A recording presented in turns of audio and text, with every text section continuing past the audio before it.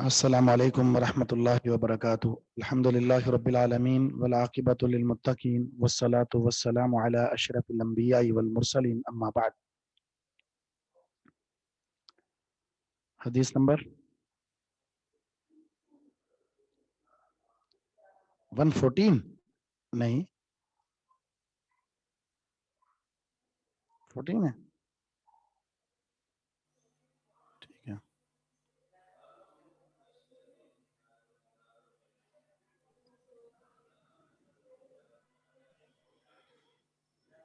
ٹھیک ہے. لہسن اور پیاز کے بارے میں.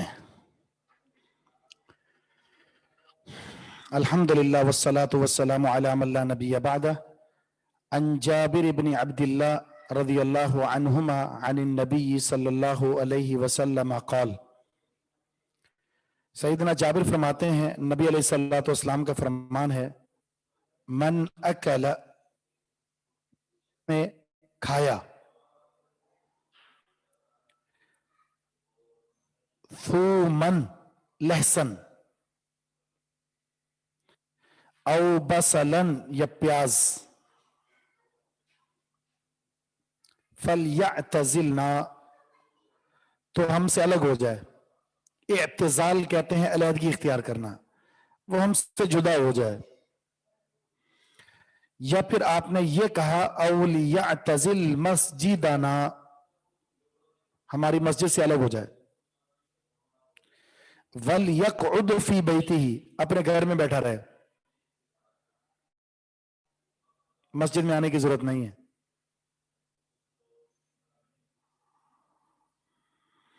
وَأُوتِيَ بِقِدْرٍ، رسول اللہ صلی اللہ علیہ وسلم کے پاس ایک دیگچی لائی گئی. فِيهِ خَضِرَاتٌ مِّن بُقُول، اس میں کچھ سبزیاں تھیں. فَوَجَدَ لَهَا رِيحًا، آپ کو اس میں سمیل آئی کچھ. فَسَأَلَ عَنْهَا، آپ نے اس کے بارے میں پوچھا اس اندر کیا ہے. فَأُخْبِرَ بِمَا فِيهَا مِنَ الْبُقُول، رسول اللہ صلی اللہ علیہ وسلم کو اس میں جو سبزیاں تھیں اس کا بتایا گیا. تو نبی علیہ السلام نے فرمایا قَرِّبُوهَا إِلَى بَعْدِ أَصْحَابِهِ، بعض صحابہ کے قریب کر دو اسے، کچھ ساتھیوں کے قریب کرنے کا حکم دیا آپ نے، انہیں دے دو.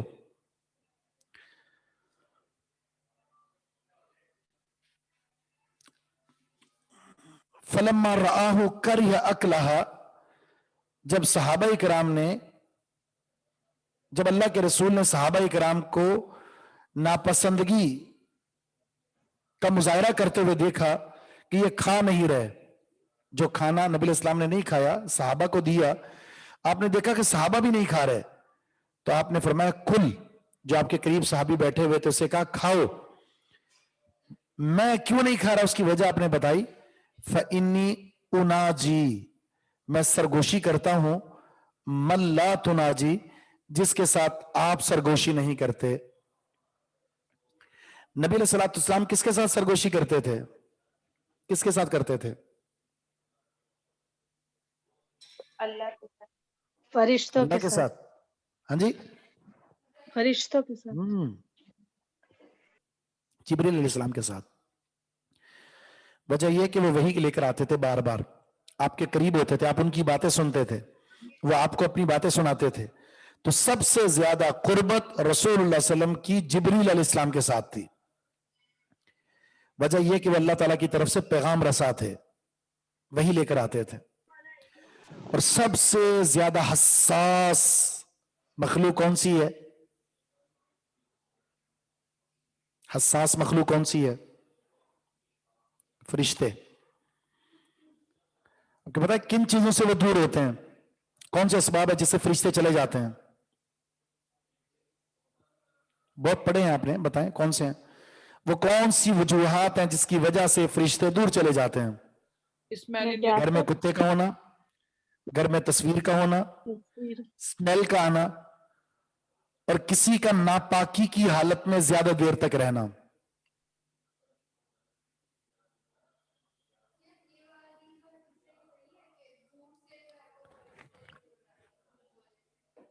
ٹھیک ہے، یہ بھی جھوٹ کی ایک سمیل ہے، بو ہے. ہمیں جھوٹ بول کے مزے آ رہے ہوتے ہیں، جھوٹ بولے جا رہے ہیں اور سمجھ رہے ہیں کہ ہم نے بڑا وہ کر دیا، جبکہ فرشتے جو ہے اس سے دور ہو جاتے ہیں.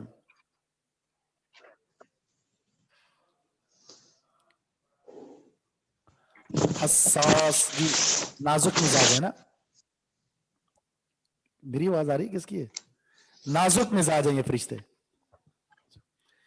فرشتوں کا نازک مزاج ہونا اس وجہ سے ہم جب قرآن پڑھ رہے ہوتے ہیں تو فرشتے ہمارے منہ کے قریب آ جاتے ہیں.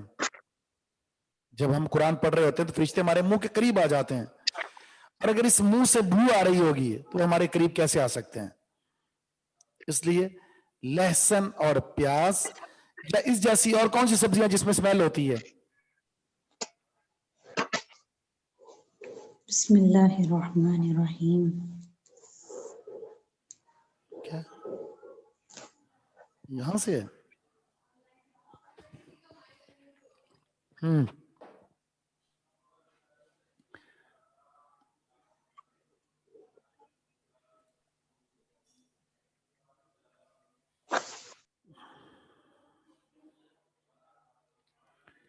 میں نے کہا شاید لیکچر شروع ہو گیا کسی کا.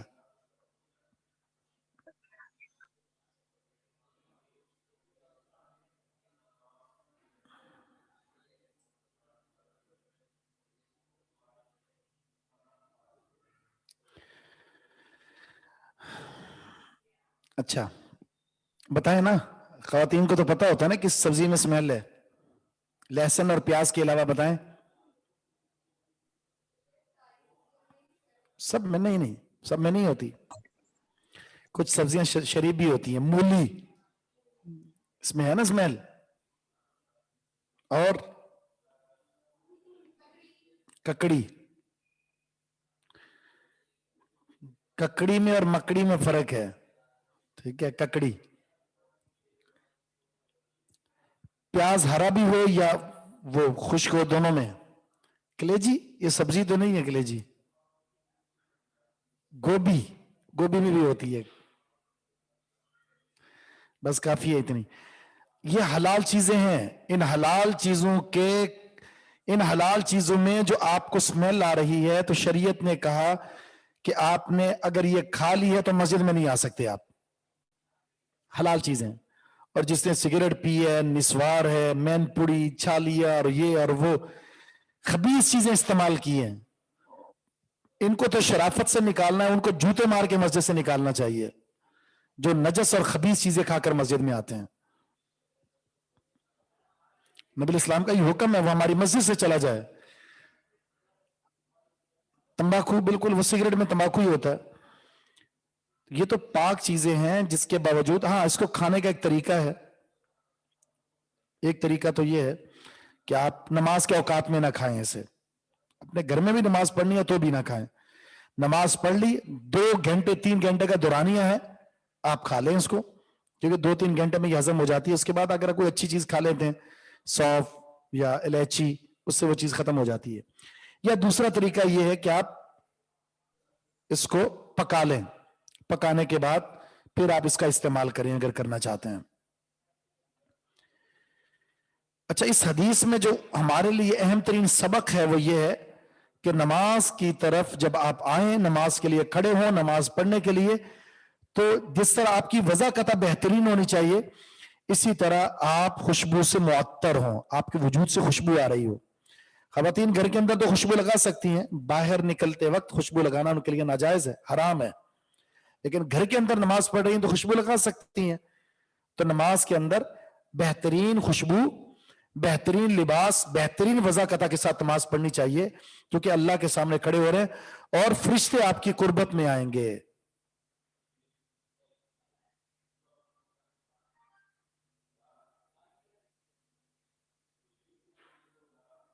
چھلی کیا ہوتا ہے؟ سالن میں تو ہاں بریانی کھائی ہے تو اس کی خوشبو ہے، اس میں تو ہو سکتا ہے فرشتے بھی قریب ہی رہیں، اس کی خوشبو اچھی ہوتی ہے.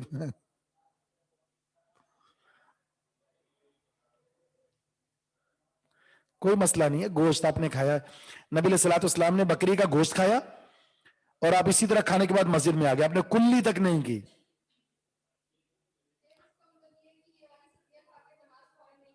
نہیں پڑھ سکتے ہیں بالکل.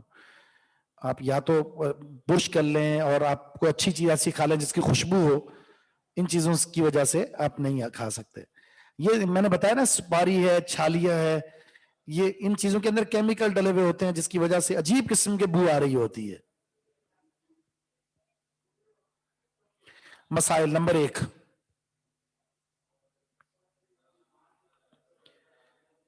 ہر وہ سبزی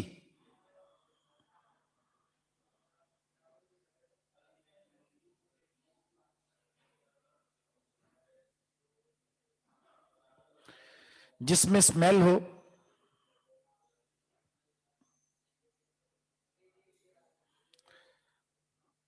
کھا کر مسجد نہیں آنا چاہیے.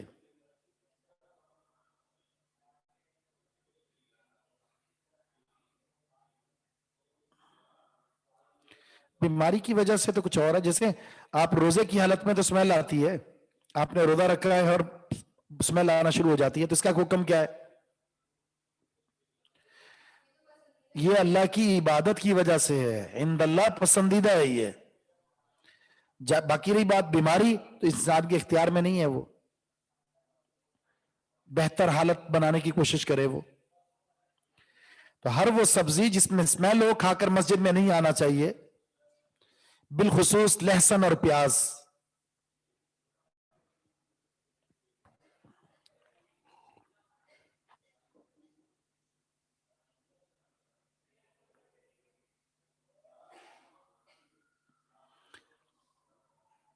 کھا لیا تھا صحابہ نے اس کو کھا لیا تھا. سیدنا انس فرماتے ہیں کہ جن چیزوں سے اللہ کے رسول کو محبت ہے ان چیزوں سے مجھے بھی محبت ہے. تو انہوں نے کیا کیا تھا, نبی الاسلام کدو بڑے شوق سے کھاتے تھے. جب ان کو پتا چلا رسول اللہ صلی اللہ علیہ وسلم کدو پسندیدہ ہے آپ کے, تو وہ بھی کدو سے محبت کرنے لگ گئے.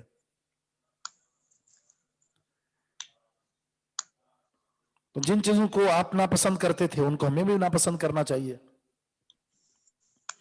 دوسرا مسئلہ, مسجد اور عبادت کا ماحول صاف ستھرا رکھنا چاہیے. مسجد اور عبادت کا ماحول صاف ستھرا رکھنا چاہیے.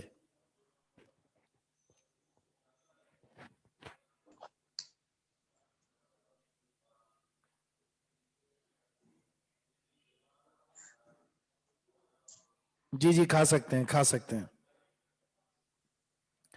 ان میں اسمیل نہیں ہوتی. کون ہے یہ کون ہے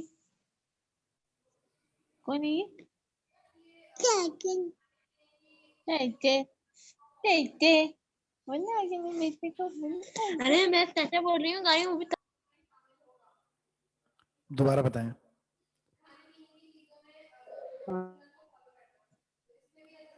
بالکل عبادت ہے یہ.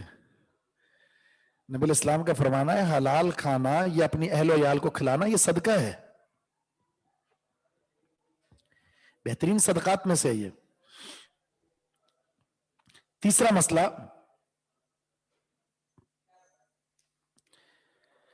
فرشتے اللہ کی ایسی مخلوق ہیں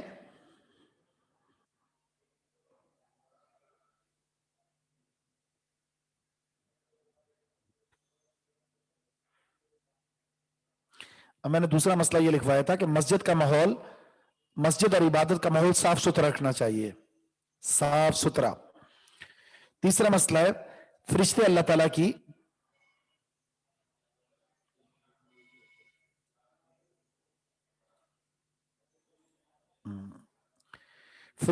تعالیٰ کی ایسی مخلوق ہیں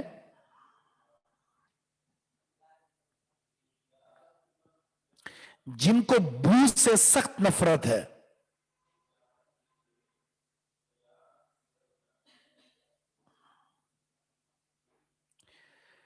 جی نبی علیہ السلام نے وہ سبزی اس لیے نہیں کھائی تھی کہ آپ کی فرشتوں سے ملاقات ہوتی تھی بار بار, اور آپ کے علاوہ بقیہ تو فرشتوں سے صرف عبادت کے موقع پر ایک تعلق ہے, عمومی تو نہیں ہے, اس لیے.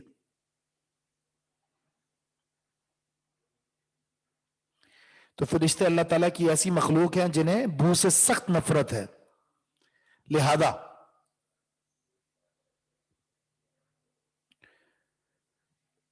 ان کے قرب کے لیے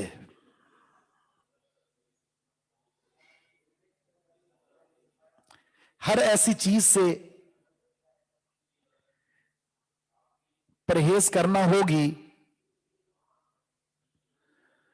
ہر ایسی چیز سے پرہیز کرنا ہوگی جس میں بو ہو۔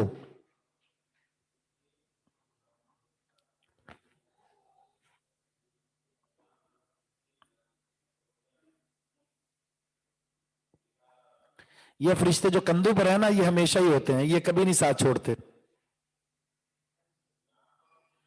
کچھ عبادات کے حوالے سے خاص فرشتے ہیں جو آپ کی حفاظت کے لیے، آپ کی عبادات کو چیک کرنے کے لیے آپ کے ساتھ ہوتے ہیں، جیسے نمازوں میں، عصر میں، فجر میں، ہر نماز میں ہمارے ساتھ ہوتے ہیں۔ یہ خاص فرشتے ہیں جو کندھوں پر ہیں نا، آپ اپنے وجود کو بھی سمیل سے بھر لیں لیکن یہ نہیں جائیں گے، انہوں نے تو نوٹ کرنی ہے ہر حرکت۔ ٹھیک ہے، اگلی حدیث، اگلی حدیث کا موضوع بھی یہی ہے۔ جابر بن عبداللہ فرماتے ہیں رسول اللہ صلی اللہ علیہ وسلم کا فرمان ہے، من اکل البصل، جس شخص نے پیاز کھایا، والثوم، اور لہسن کھایا، والکراس، کراس گیندنے کو کہتے ہیں جو پیاز ہی کی طرح ہے، یا بعض نے کچا پیاز کہا، کچا پیاز،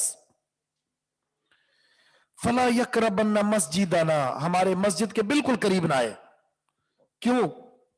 فإن الملائکۃ تتأذی، اس لیے کہ فرشتوں کو تکلیف ہوتی ہے، مما یتأذی منہ بنو الانسان، جس سے انسان کو تکلیف ہوتی ہے۔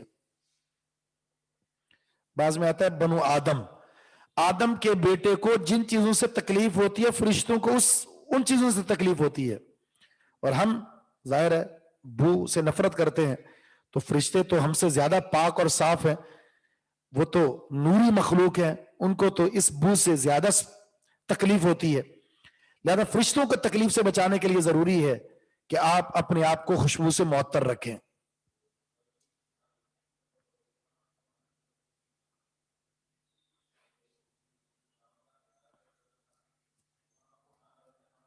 مسئلے وہی ہیں جو اوپر گزر چکے ہیں، کوئی خاص الگ سے نہیں ہے۔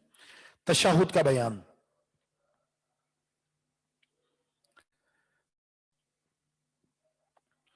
عبداللہ بن مسعود رضی اللہ عنہ فرماتے ہیں علمنی رسول اللہ صلی اللہ علیہ وسلم التشہد، جی پکا کر براؤن کر کے آپ کھا لیں، اس میں کوئی عرض نہیں ہے۔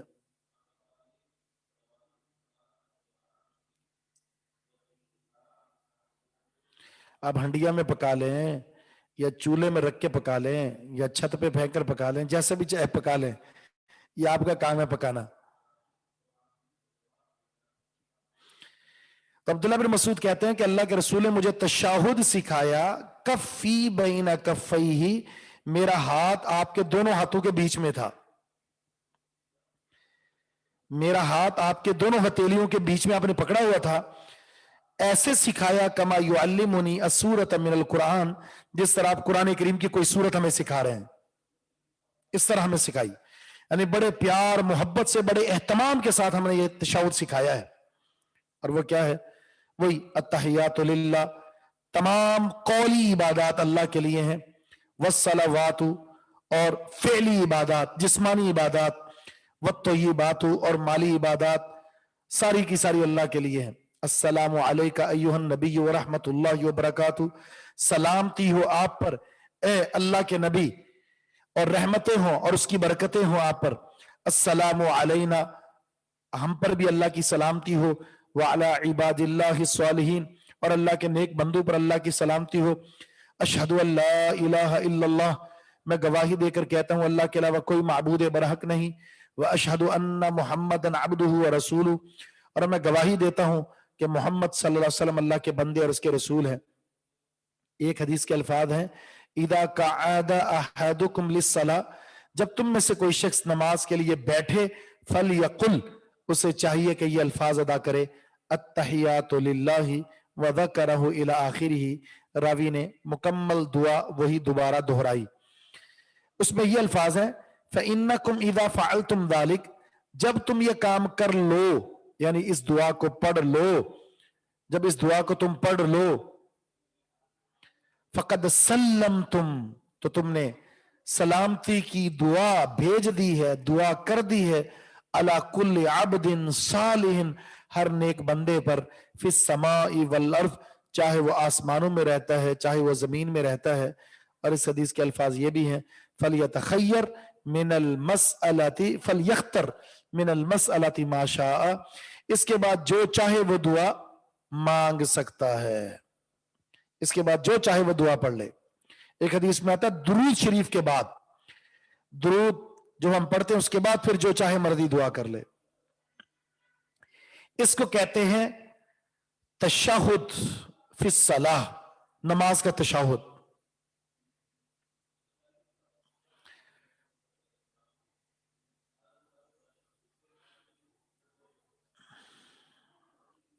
مسئلہ,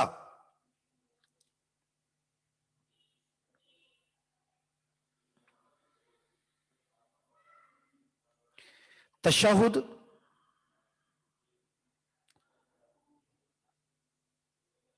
ہر نماز کی دوسری, تشہد ہر نماز کی دوسری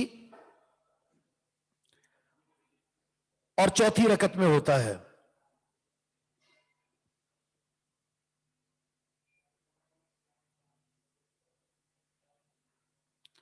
اور مغرب کی تیسری میں.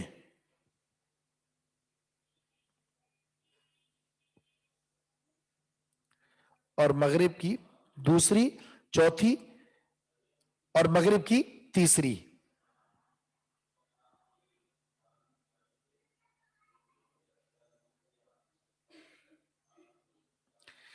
سلام پھیرنے سے پہلے, دوسرا مسئلہ, سلام پھیرنے سے پہلے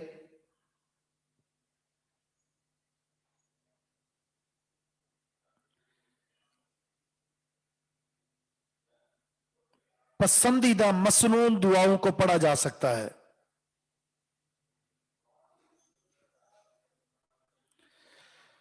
سلام پھیرنے سے پہلے پسندیدہ مسنون دعاؤں کو پڑھا جا سکتا ہے.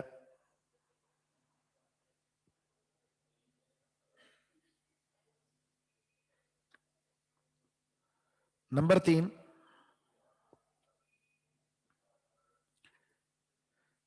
نبی علیہ السلام تشہد کی تعلیم بڑے اہتمام سے دیا کرتے تھے. نبی علیہ السلام تشہد کی تعلیم بڑے اہتمام سے دیا کرتے تھے.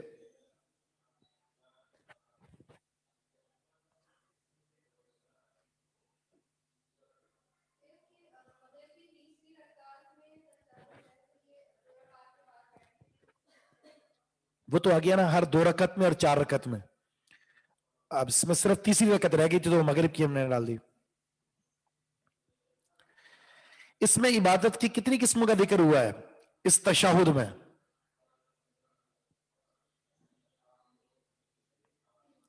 3 قسموں کا. پہلی قسم کون سی ہے؟ قولی عبادات, جو زبان سے ہم کہتے ہیں. دوسری ہے فعلی عبادات, نماز پڑھتے ہیں ہم. اور تیسری مالی عبادات, جو مال خرچ کرتے ہیں اللہ کے راستے میں. یہ عبادت کی 3 بنیادی قسمیں ہیں. اگلی حدیث نبی علیہ السلام پر درود السلام کے بارے میں ہے. عبد الرحمن بن ابی لیلہ فرماتے ہیں لقیانی کعب بن عجرہ, مجھ سے کعب بن عجرہ ملے.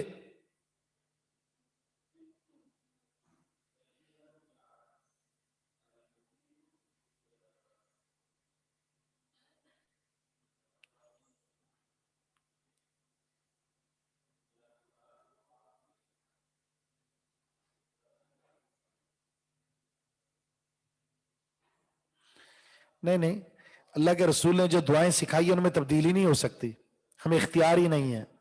اس لیے ہم اسی تصور فی الذہن کر کے ہم دعا پڑھ رہے ہوتے ہیں. السلام علیکہ ایھا النبی, تصور فی الذہن کر کے, تبدیلی نہیں کر سکتے ہم. عبد الرحمن بن ابی لیلہ روایت کرتے ہیں، کہتے ہیں کہ مجھ سے ملے کعب بن عجرہ، کعب بن عجرہ رضی اللہ تعالیٰ عنہ، فقال، تو کعب نے کہا،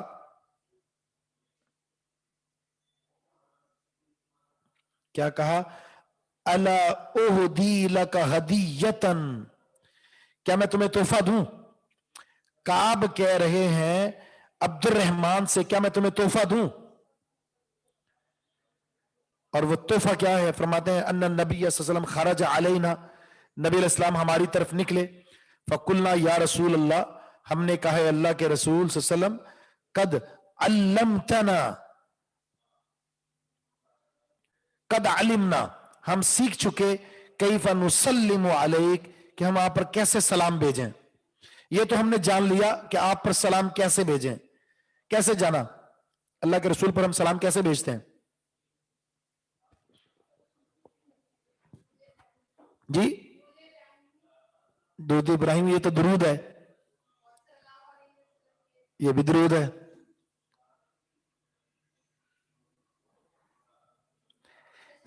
تشہد کیا کر رہے ہیں ہم؟ السلام علیک ایھا النبی، یہ ہے سلامتی، السلام علیکم ورحمۃ اللہ وبرکاتہ، یہ نبی علیہ السلام کے لیے تو نہیں ہے، یہ تو جس کو آپ کہہ رہے ہیں اس کو ہے، یہ تشہد ہے۔ کیا ہے؟ تشہد۔ التحیات للہ پڑھتے پڑھتے آپ کیا کہہ رہے ہیں؟ السلام علیک ایھا النبی ورحمۃ اللہ۔ کیا سوال ہے آپ کا؟ کلاس کے اینڈ میں کر دیجئے گا دوبارہ ریپیٹ، ٹھیک ہے؟ ہم یہ تو جان چکے اور آپ نے سکھا دیا ہمیں، اب ہے کہ فَكَيْفَ نُصَلِّ عَلَيْكَ، آپ پر ہم درود کیسے بھیجیں؟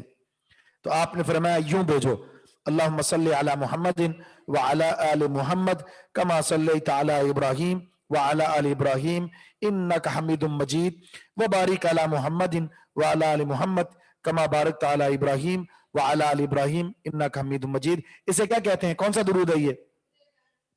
درود ابراہیم۔ اچھا، درود تیجا آتا ہے آپ کو؟ تیجا، لکھنؤ، اور درود چائنا، درود انڈین، درود امریکن، یہ آتے ہیں درود آپ کو؟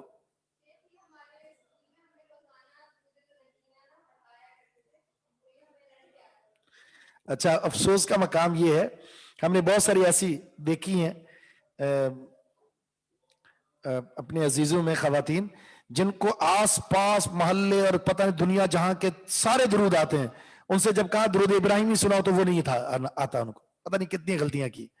حالانکہ یہ سب یہ چائنا کی سازش ہے، جس طرح 2 نمبر چیزیں نکالتے ہیں نا، پاکستان میں بھی چائنیز موجود ہے، 2 نمبر چھوٹے چھوٹے وہ بنا کر تقسیم کر رہے ہوتے ہیں، یہ فلاں درود کی فضیلت ہے اور یہ فضیلت ہے، کوئی فضیلت نہیں ہے، فضیلت صرف اس درود کی ہے، درود ابراہیم، جس کے کچھ مختلف الفاظ موجود ہیں، یہی پڑھنا چاہیے۔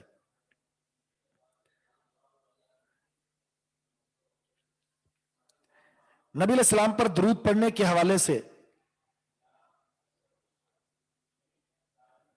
سب سے عظیم موقع کون سا ہے؟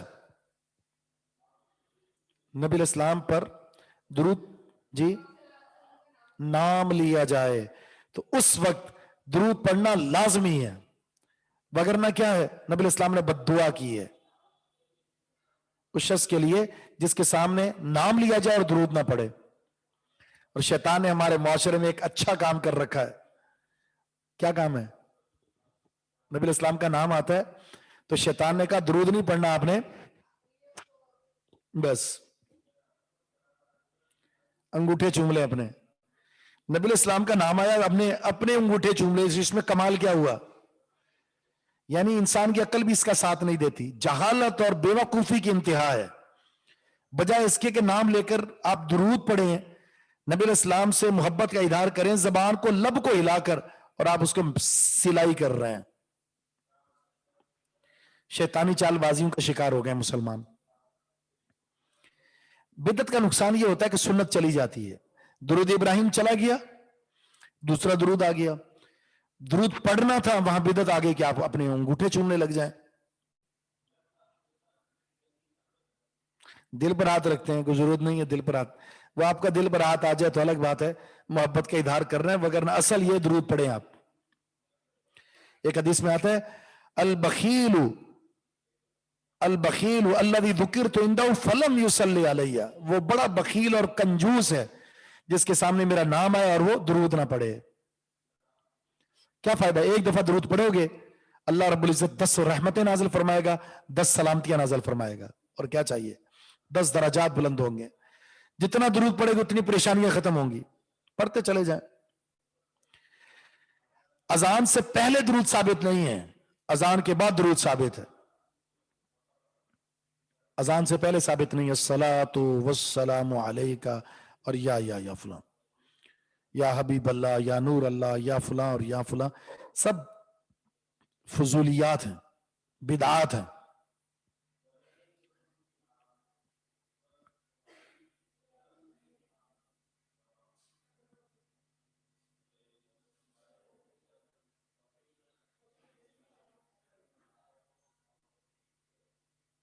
بار بار نام آئے تو پڑھتے رہیں. جیسے میں نے نام لیا محمد تو آپ نے کیا کہنا ہے؟ صلی اللہ علیہ وسلم، یہ درود ہے. اس کا یہ معنی نہیں کہ آپ شروع ہو جائے اللہم صلی علی محمد، یہ ختم نہ ہو دوبارہ نام آ جائے تو آپ کتنی دفعہ پڑھ سکیں گے؟ یہ مراد نہیں ہے.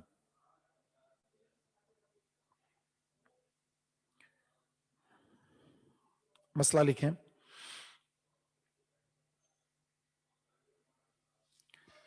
رسول اللہ صلی اللہ علیہ وسلم پر درود بھیجنا واجب ہے.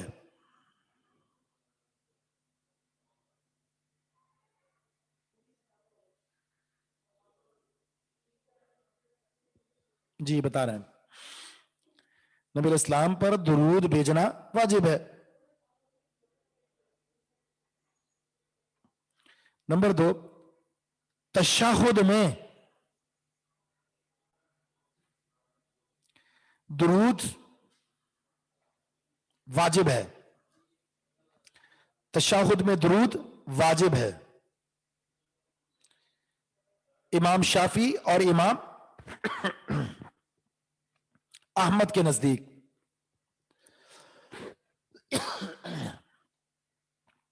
جبکہ امام ابو حنیفہ کے نزدیک واجب نہیں ہے.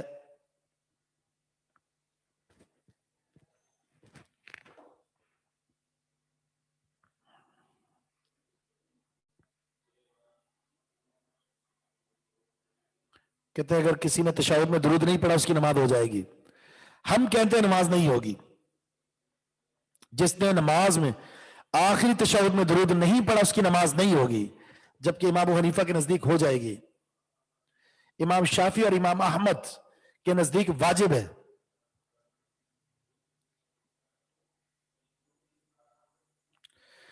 نبی علیہ السلام سے اگلا مسئلہ ہے، نبی علیہ السلام سے محبت کا تقاضا ہے کہ آپ پر درود بھیجا جائے.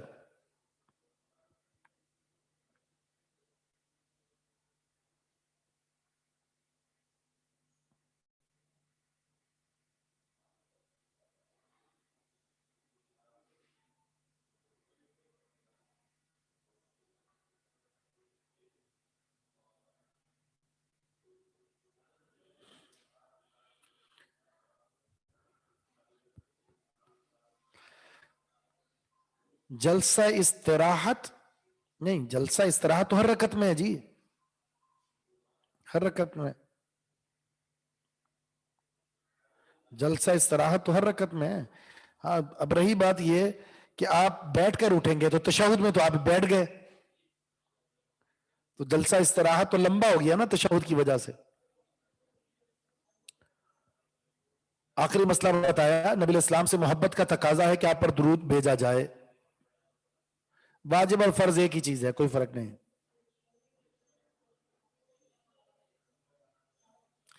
نہیں کوئی فکس تعداد نہیں ہے. البتہ جمعرات اور جمعے کو، یعنی جمعرات کو مغرب کے بعد سے لے کر جمعے کے دن مغرب تک کثرت سے درود پڑھنا چاہیے، کثرت سے. یہ نبی الاسلام کا حق ہے. ایک اور حدیث پڑھتے ہیں. ابو ہریرہ فرماتے ہیں رسول اللہ صلی اللہ علیہ وسلم کان یدعو فی صلاتی، اپنی نماز میں یہ دعا پڑھا کرتے تھے، اللہم انی اعوذ بک من عذاب القبر ومن عذاب النار اے اللہ میں تجھ سے پناہ مانگتا ہوں قبر کے عذاب سے، آگ کے عذاب سے، ومن فتنۃ المحیا زندگی کے فتنے سے، والممات اور موت کے فتنے سے، ومن فتنۃ المسیح دجال دجال کے فتنے سے۔ صحیح مسلم کے الفاظ ہے اذا تشہد احدکم، جب تم میں سے کوئی تشہد میں بیٹھے، فلیستعذ باللہ من اربع، 4 چیزوں سے اللہ کی پناہ طلب کرے۔ اللہم انی اعوذ بک من عذاب جہنم، ثم ذکر نحوہ، پھر وہ حدیث دوبارہ ذکر کر دی۔ یہ 4 چیزیں ہیں۔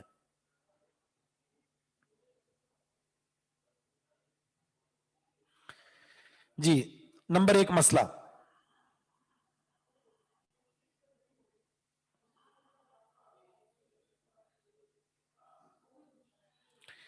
مخاطب نہیں ہوتے، ہم دعا پڑھ رہے ہوتے ہیں،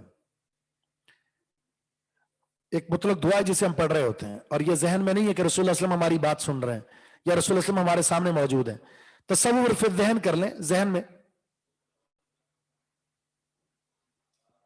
جی دوسرے تشہد کے آخر میں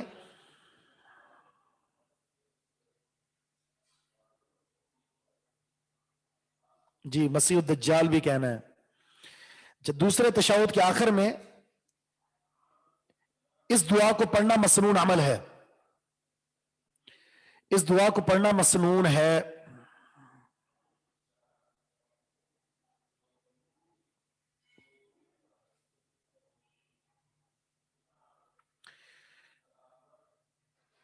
دوسرا مسئلہ،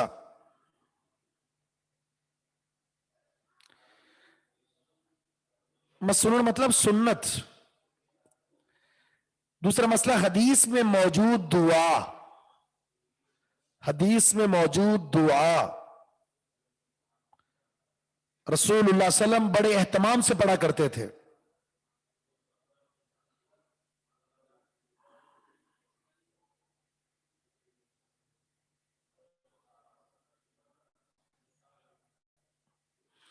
حدیث میں دجال کا لفظ بھی ہے اور مسیح الدجال کے بھی ہیں، تو من فتنۃ المسیح الدجال یا من فتنۃ الدجال دونوں طرح کے الفاظ موجود ہیں، تو آپ دونوں پڑھ سکتے ہیں۔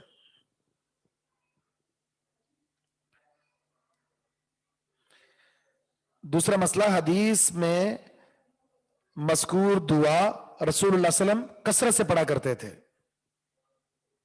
تیسرا مسئلہ، قبر کا عذاب برحق ہے، قبر کا عذاب برحق ہے۔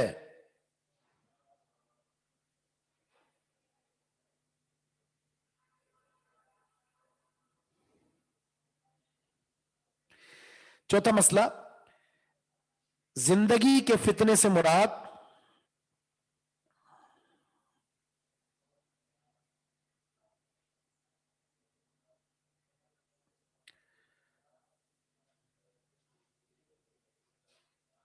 دنیا سے دل لگانا ہے۔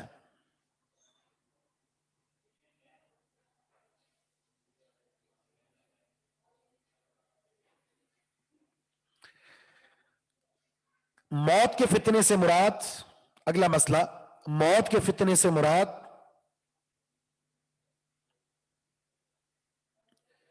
بری موت یا عذاب قبر ہے۔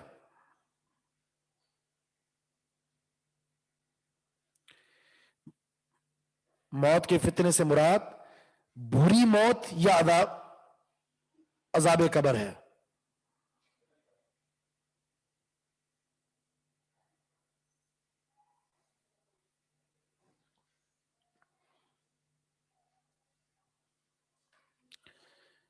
ایک چھوٹی سی دعا اس کو پڑھ کر ہم بات ختم کرتے ہیں۔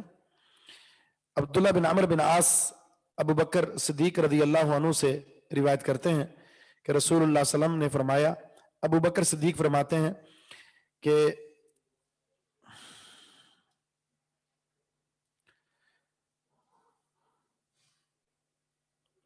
علمنی دعاء، ابو بکر صدیق نے اللہ کے رسول سے فرمایا، جی موت کا فتنہ حسن خاتمہ نہیں، نہ آنا، بری موت ہے۔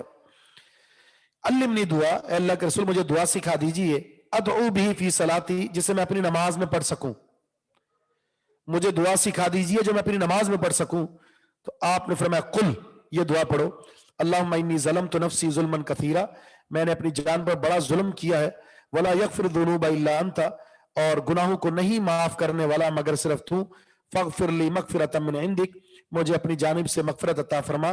ورحمنی، اور مجھ پر رحم فرما. انک انت الغفور الرحیم، بے شک تو بخشنے والا رحم کرنے والا ہے. ایک مسئلہ لکھ لیں اس کا. تشہد کے آخر میں اس دعا کو پڑھنا مسنون ہے.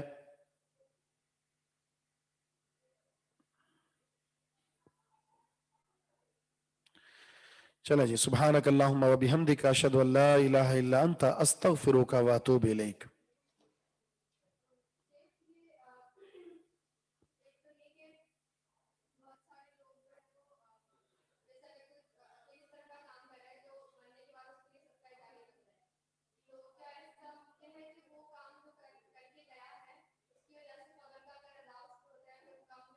جی بالکل، اس کا فائدہ ہوگا یہاں پر بھی اور معاشر میں بھی.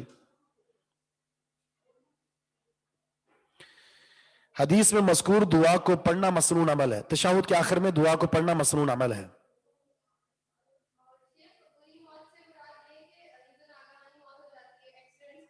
نہیں نہیں، یہ بری موت نہیں ہے. بری موت کا مطلب یہ ہوتا ہے کہ آپ کسی گناہ کرتے وقت مر جائیں. گناہ کرتے وقت مر جائیں، یہ بری موت ہے. نیکی سے ہٹ کر آپ کی موت ہے تو یہ بری موت ہے. جی درود تنجینہ غیر مسنون ہے. یہ پاک چائنا نے مل کر یہ کام دکھایا ہے، سنت نہیں ہے یہ.